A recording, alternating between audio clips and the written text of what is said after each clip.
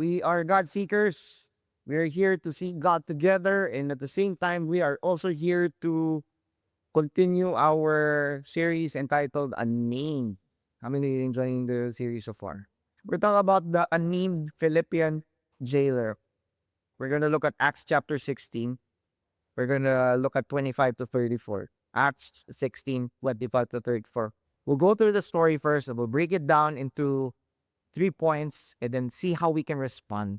And but also before that, we'll give you the biblical context. No, so let's go for this one first. Let's read. So Acts chapter 16, verse 25. About midnight, Paul and Silas were praying and singing hymns to God. So they're inside the prison, okay? And other prisoners were listening to them. Now, suddenly there was a violent earthquake that the foundations of the prison were shaken. Okay, so they were worshiping like what we did kanina. And then suddenly there was a violent earthquake that the foundations of the prison were shaken. And at once all the prison doors flew open and everyone's chains came loose. Now, the jailer who is in charge of the jail woke up, and when he saw the prison doors open, he drew his sword and was about to kill himself because he thought the prisoners had escaped. Okay? But Paul shouted, "Don't harm yourself. We are all here." Okay? So I want you to imagine that. Then the jailer called for the lights, rushed in, and fell trembling before Paul and Silas. Then he brought them out and asked, "Sirs, what must I do to be saved?" Sounds familiar. What do I do? So they replied, "Believe in the Lord Jesus, and you and your household will be saved." Okay? Or you will be saved, you and your household. Sounds familiar? It's one of those familiar verses, right? Okay. We'll get into the context of that as well. Then they spoke the word of the Lord to him and to all the others in his house. When you say here, the house is his household. Okay? At that hour of the night, the jailer took them and washed their wounds. Then immediately he and all his household were baptized. Wow. Imagine that. Okay? Now the jailer brought them into his house. Sa prison lang sila ngayon, kumakain na sila. Jailer brought them into his house and set a meal before them. He was filled with joy because he had come to believe in God, he and his whole household. Okay, so we're gonna talk about the unnamed jailer. We don't know who this jailer is. Give you a little context, no?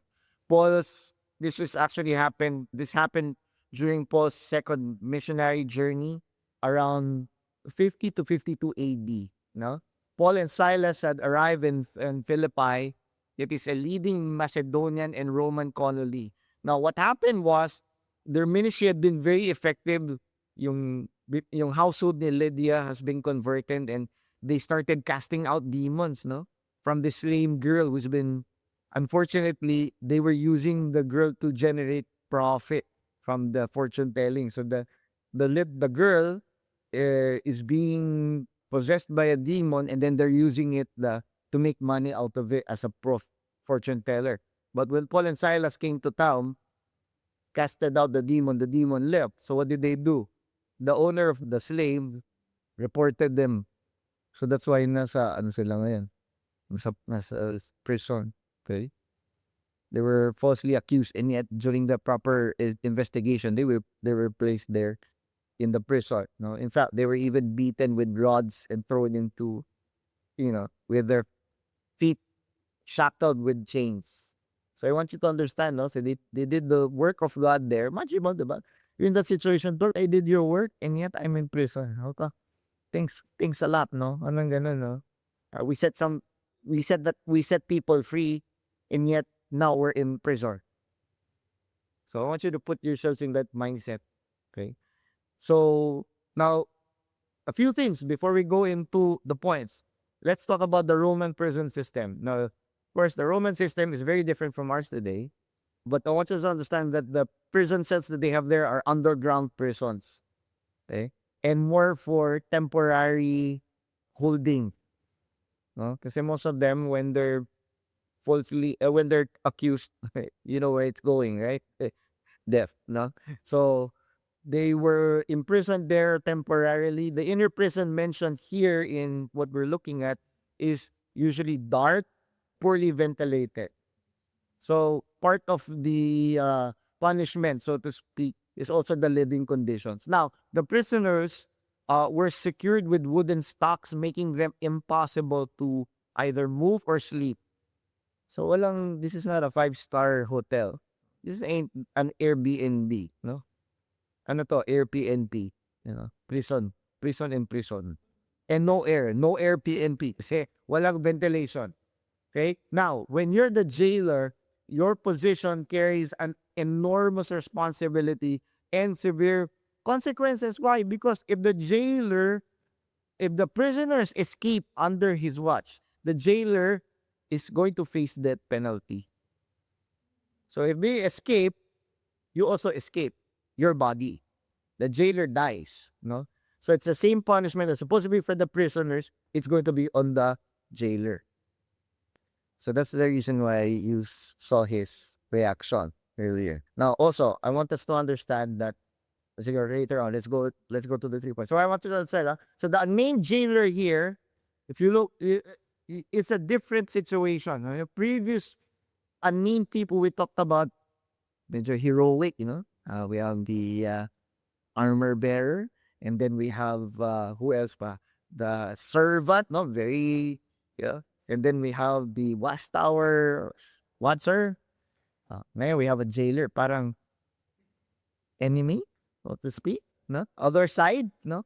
So, 3 things we need to talk about today, and how the Lord is going to be using this unnamed jailer to do something miraculous that we're talking about today. Number 1, you're going to see here that God used the crisis of the jailer to create opportunity. Why? What happened?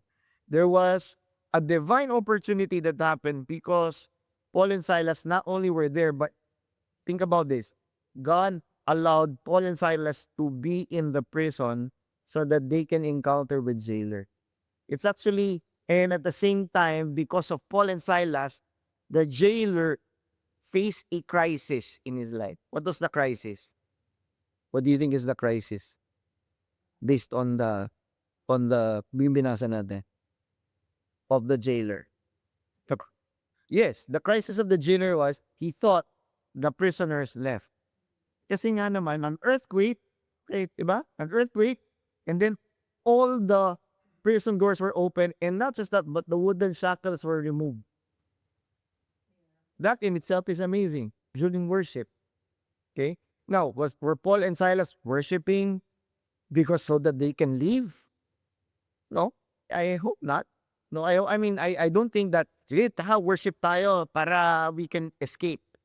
Because sometimes that's what we do, let's worship the Lord so that we can be free from our problems, but sometimes even if when we worship, how many of you experienced that you're you're worshiping, and then after the service you still have a problem, you still have a concern, right?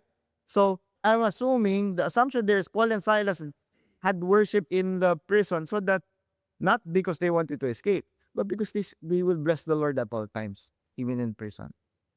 But because of that, the Lord, during their worship, during their prayer time, did a miracle. And what was the miracle? Binuksan yung doors. And the jailer thought, oh man, I'm gonna die. That was his crisis. How about my family? How about my kids? How about my dreams? And yet God used that as an opportunity. How? The point here is God sovereignly orchestrated the desperate circumstance to position the jailer for his purpose. It was a divine timing. Imagine that. The earthquake came at midnight.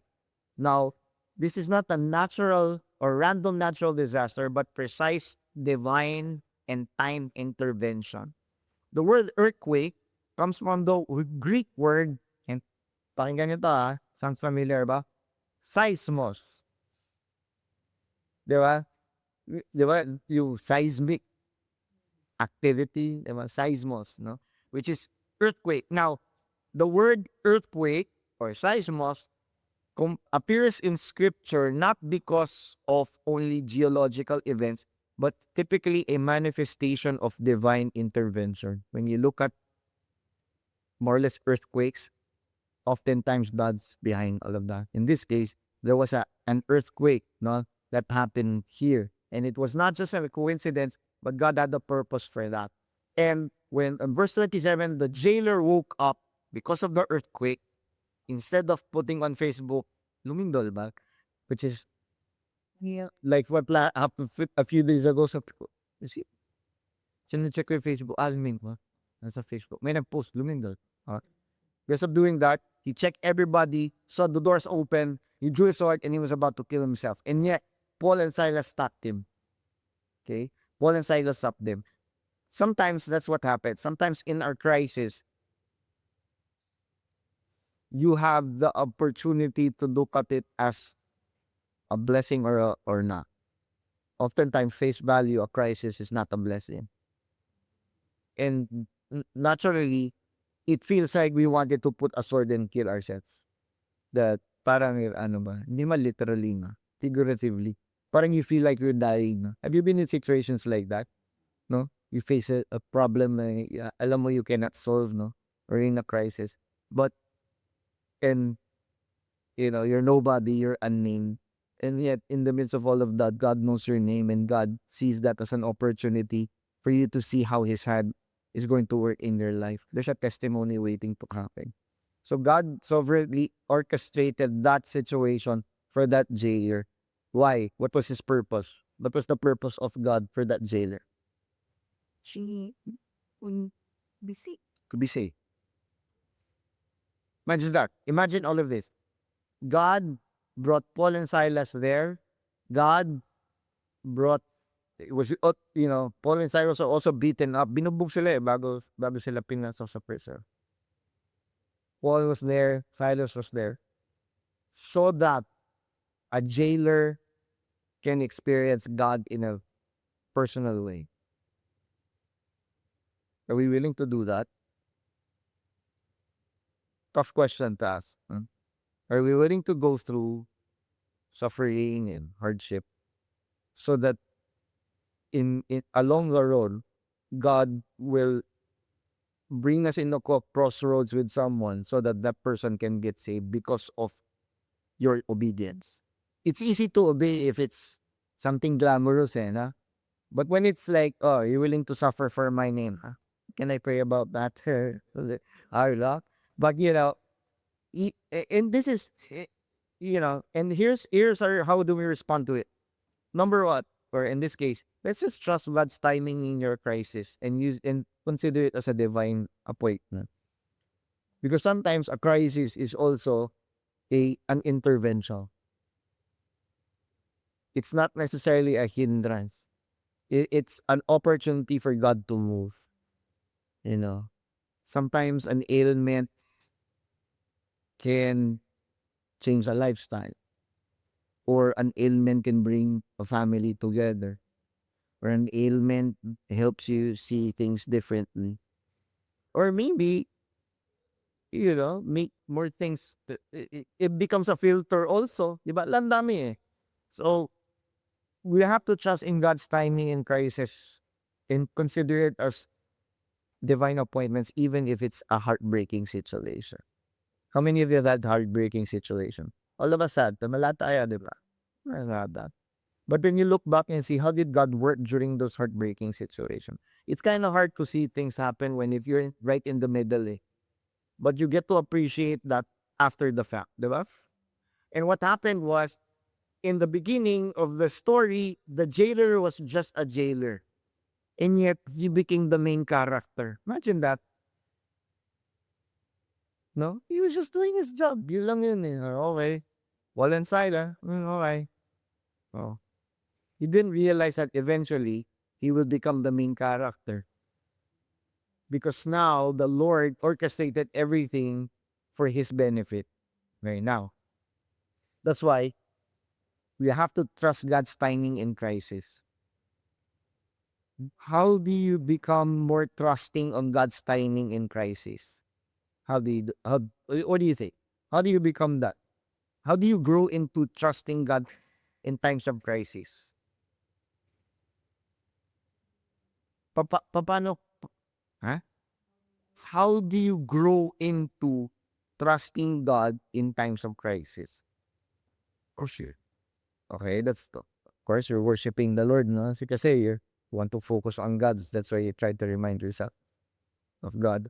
But how do you grow into trusting God's timing in crisis?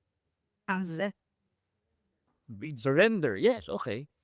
Siguro one more thing is, or another thing is, you go through the crisis. You go through the crisis. Honestly, dadaanan mo naman yun eh, whether you like it or not eh. Wala kang choice. Wala kang choice. You have to go through it, right?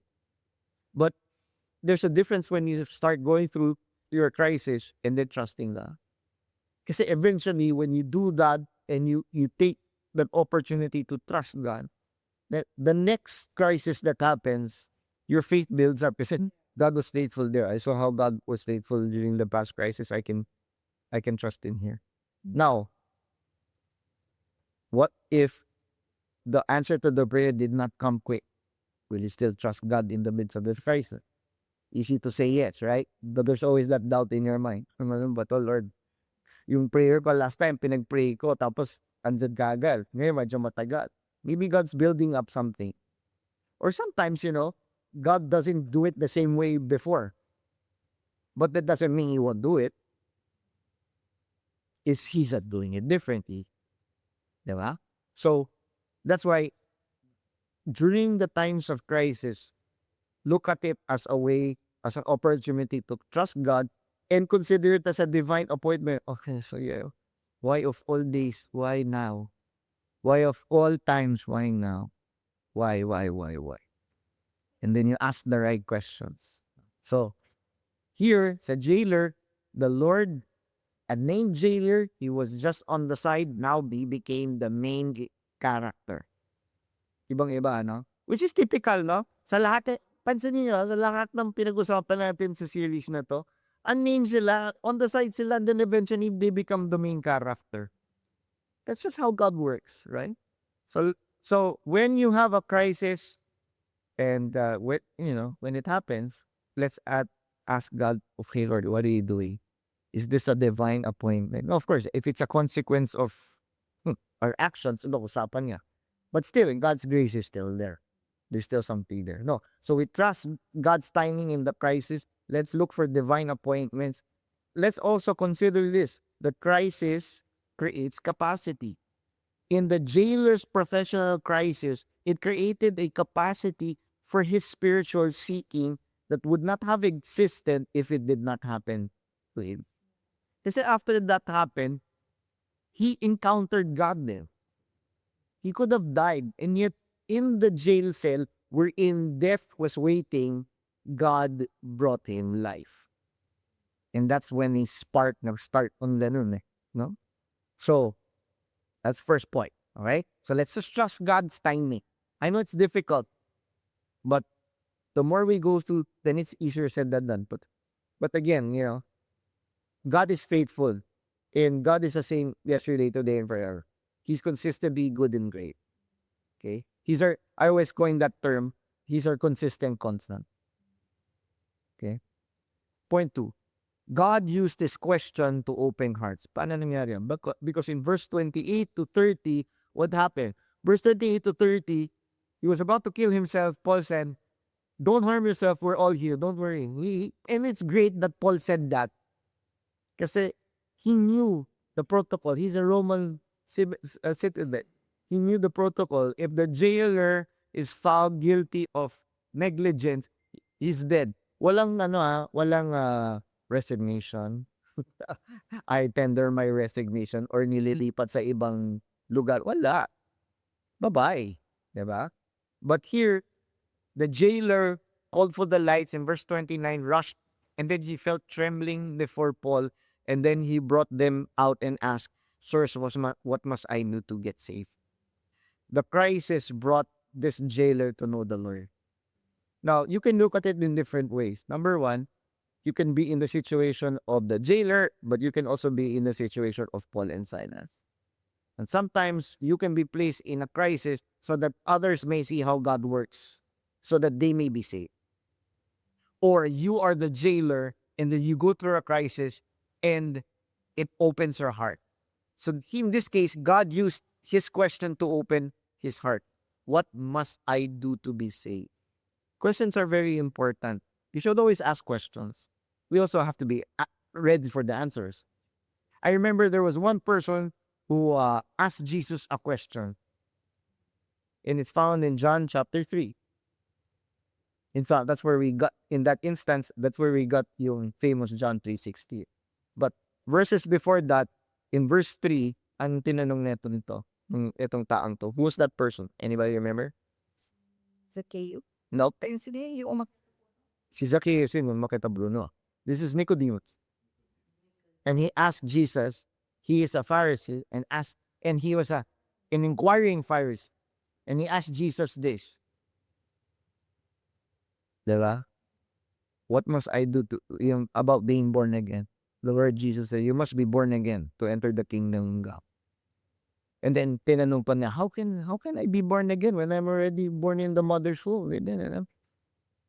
He was always asking questions. And in this case, the jailer asked the question, what must I do to be saved? Not to be saved from my job. He knew the Lord tapped into something much deeper. And sometimes that's what happens in crisis.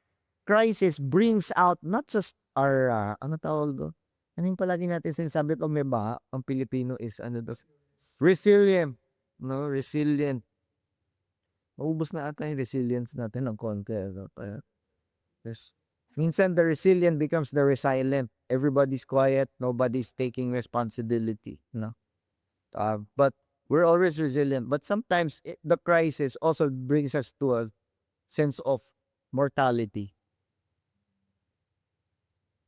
Our main character vibes just fade because we don't feel main character. You feel desperate. And we ask questions. Let me ask you a intimate question. If you want to answer, no problem. Was there a time in the middle of a crisis, tinanong mo si Lord? Did you have a conversation with God? Did you ask questions? Yeah. Ano yung questions niya? Why? Hindi lang why. Why me? Yeah. Why not them? And then we start po Lord, ang dami nga nagnanako ng funding sa DTWE tapos ako binaba. Bakit ako? Diba? Diba? In all of that, why me?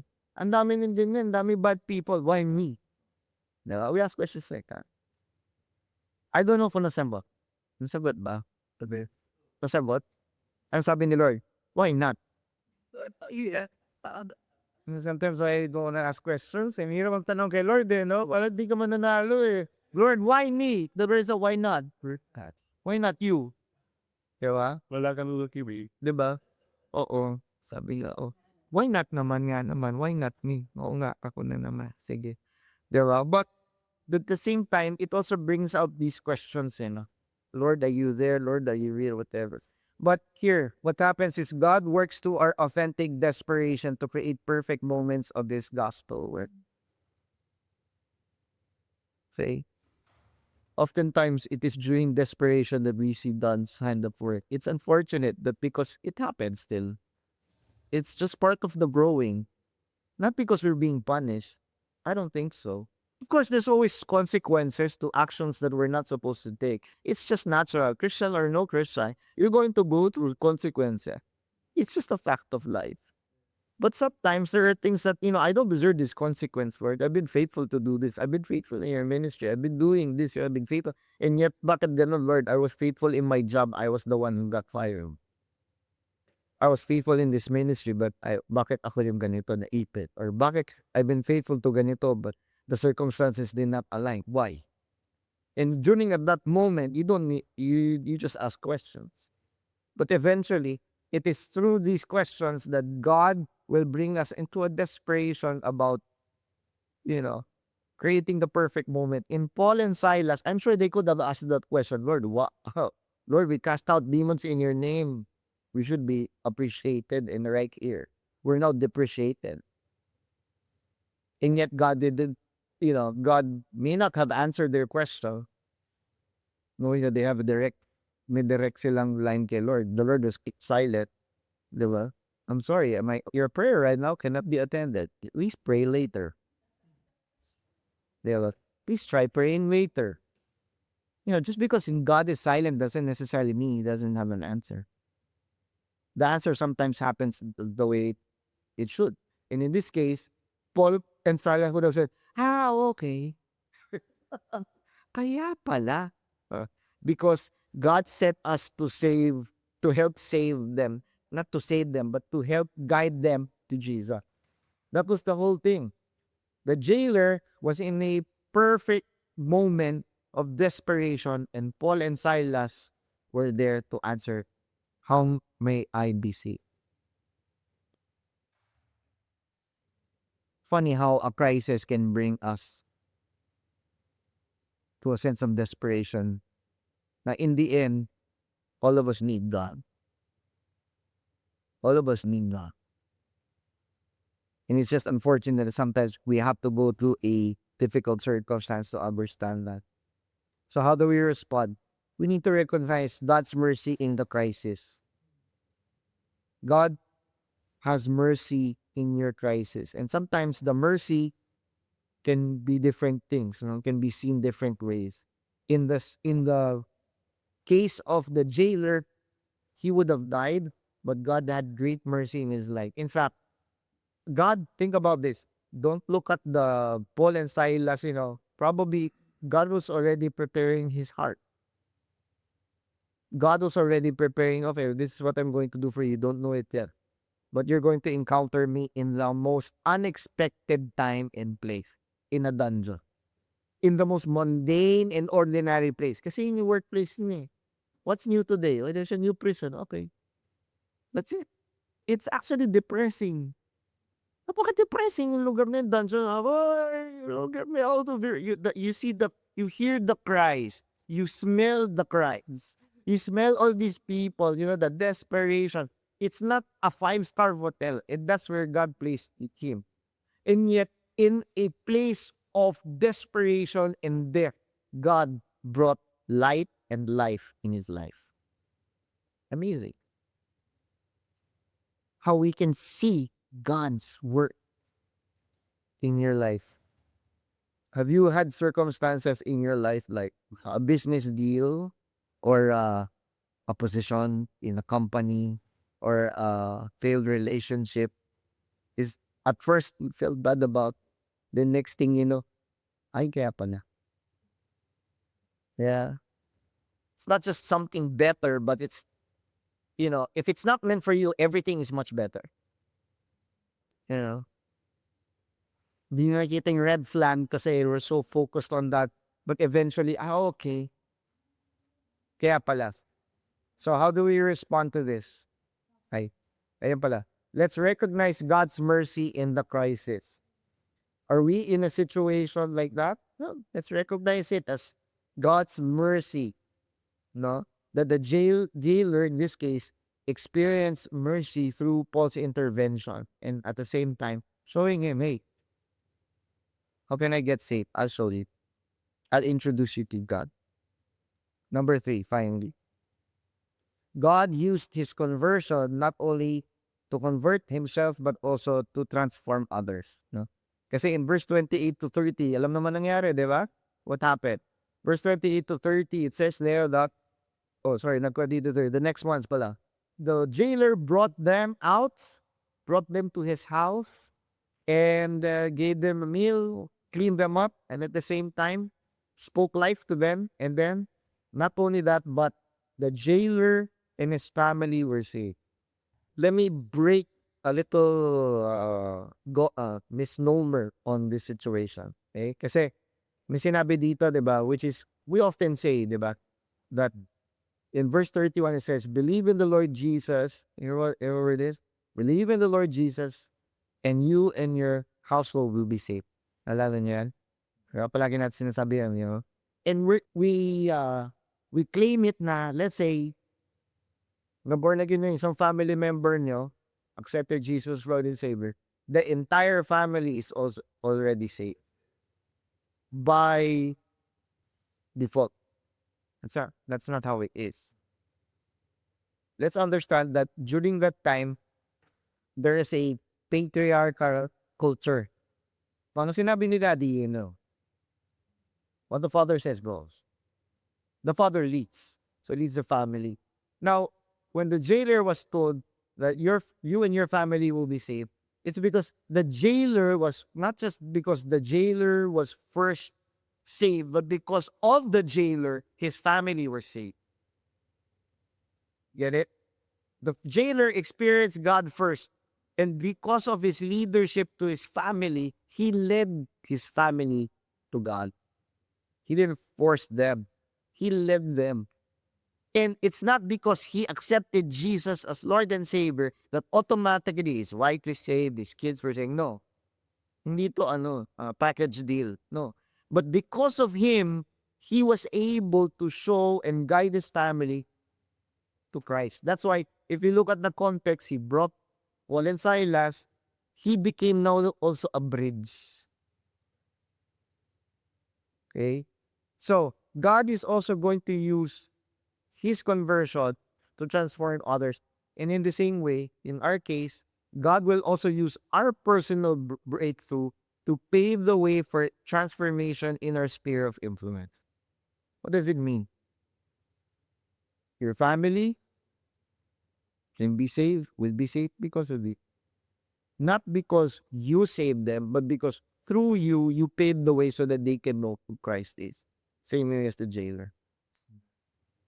Okay? Kaya yun yung sinabi doon. Yun yung context not. So we cannot use, okay. See, for example, ako, if I became born again, I became a Christian, automatically, my dad, my mom, my brother, they become Christian. No, that's not automatic.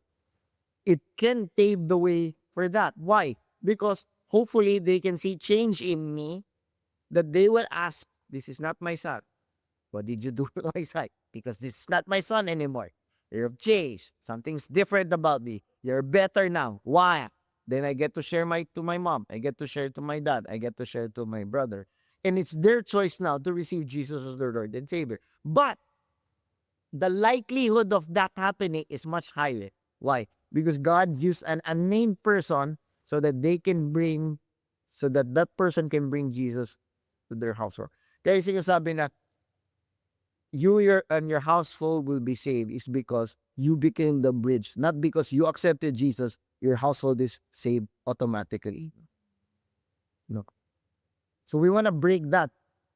Kasi parang minsan nag-iala eh. Kasi I remember there was one time, someone, like a family said, okay, sige, who wants to be a Christian, may altar call. Tapos parang yung tatay, sige, si Junior, padala mo. Para pag na-save siya, save na rin niya. Alay inaalay siya. No, it doesn't work that way. That's the wrong context. No, that's not how you do it. So how do you know? So what do you do now? You embrace your role as a catalyst. What are we saying here? If the Lord brings you to a situation na whether crisis or your current role now, embrace it. Because that could be now the way that God will make you as a catalyst for change to happen in your life. It may not happen quickly. Yes, Rabba.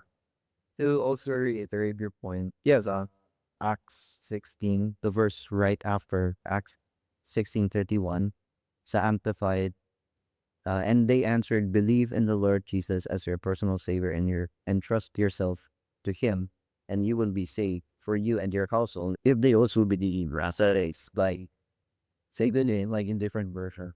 It's like to be in. Right. Kasi sometimes we take it like, that's it. But if we really dig into it, it's really because God is going to use you as a catalyst. No? Look at the role shift. In the beginning, the jailer was the receiver of the good news. Now, he becomes the start or the catalyst or the beginning of the good news for his family. So what does that say? It doesn't end with you. The gospel of Christ does not end with just you. Because sometimes we could be sitting pretty, okay, I'm good na. Good na ako, I'm good. No, it doesn't end with you. you need to share it on and pass it on. Now, sometimes it can be through words, but it's better to show it through life. Pastor. Diba? Hindi lang words, dapat lifestyle. You know? Parang sinasabi namin ni Russell, if you do videos, show, don't tell. Show, don't tell. Pakita mo. Show, don't tell. Not just show and tell. Show, don't tell. But oftentimes, action speaks louder than words. Tama ba? So that's why, embrace your role as a catalyst.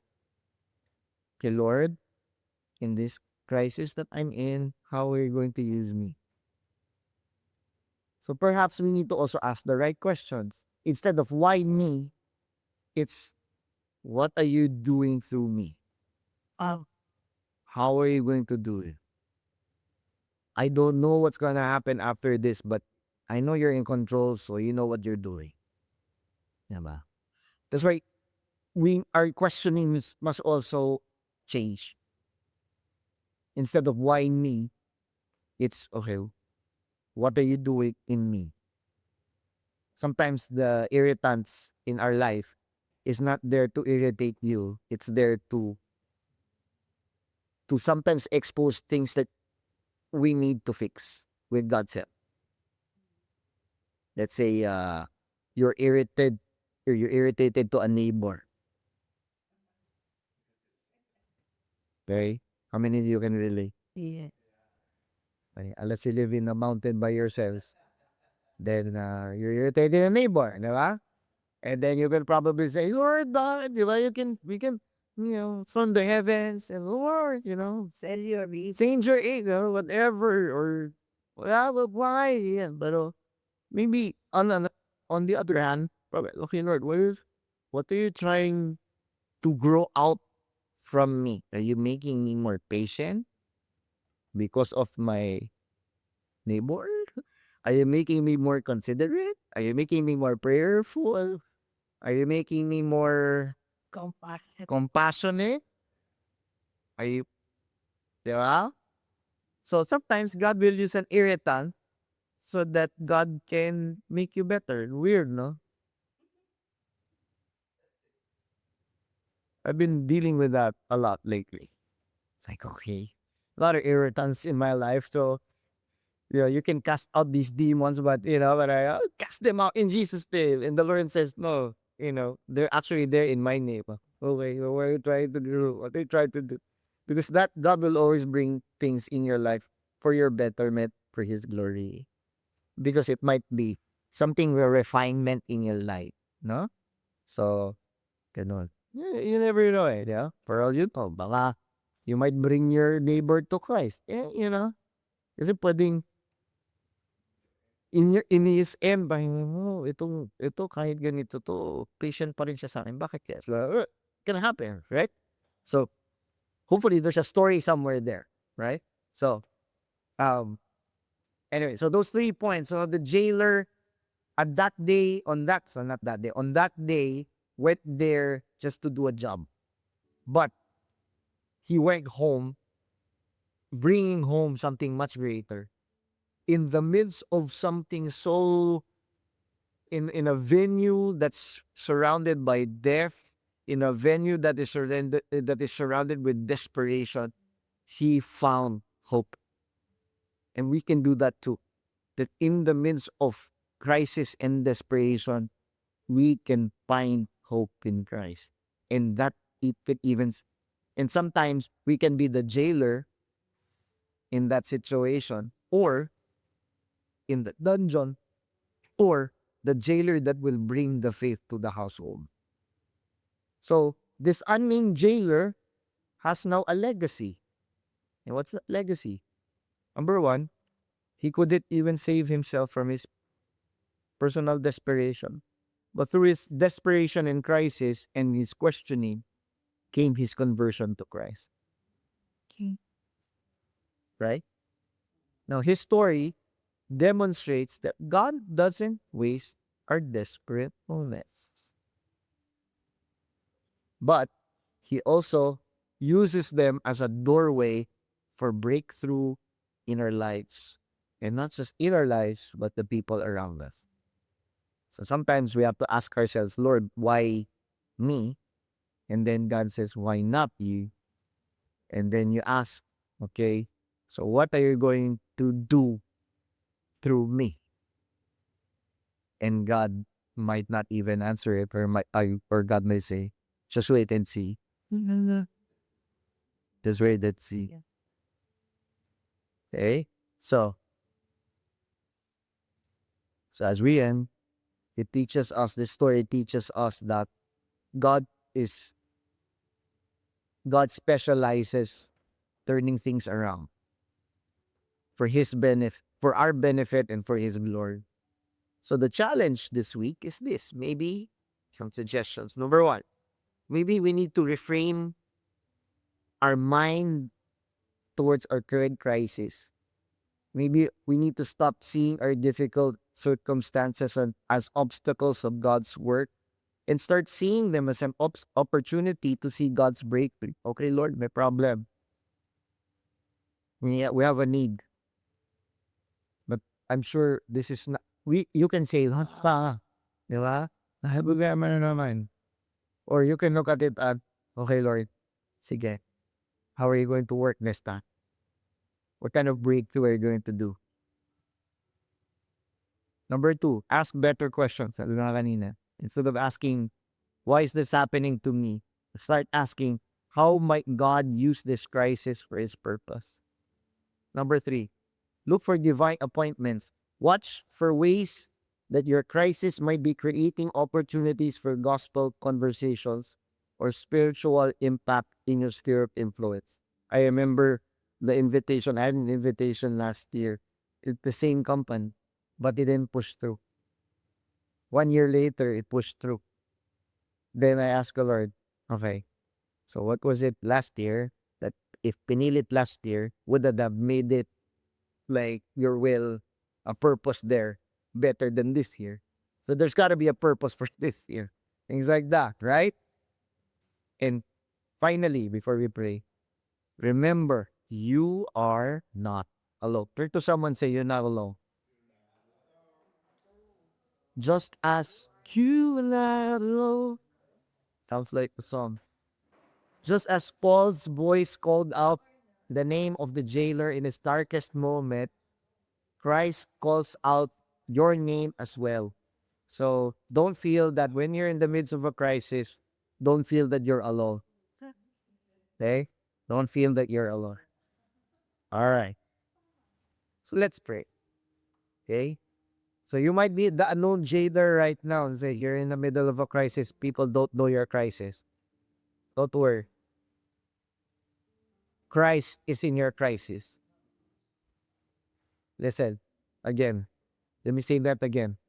You might be like the jailer in the middle of a crisis, but always remember, Christ is in your crisis. Christ is in your crisis. Let's pray. Father, we thank you that in the midst of our crisis, we are not alone. Because when the time comes, we are in a crisis, we must be reminded of what Christ says. In the middle of a crisis, let us remember what Christ says about us, about your mercies, about your mercy, about your compassion, about not leaving us nor forsaking us. Lord, let there be a change of heart, a change of frame of mind, that when we go through crisis, we will always remember what Christ says. And thank you, Lord, that in the middle of this crisis, there's always a purpose. Not just to show your power and authority, but to make us as a bridge. Perhaps through our life, you will use our life so that more people will be saved. No worries, God. That's the reason why we're here. Or maybe through our crisis, we can see how God is going to move in our life so that others may be inspired by it. Not be inspired with our life, but be inspired by how you're moving in our life. And so be it. God, we're thankful. We're thankful that in our problems and crisis, whether it be financial, business-wise, career-wise, personal-wise, psychological, the voices in our head, or maybe the things that we're thinking about, Lord, we're not alone. You are in the boat with us. Lord, thank you so much.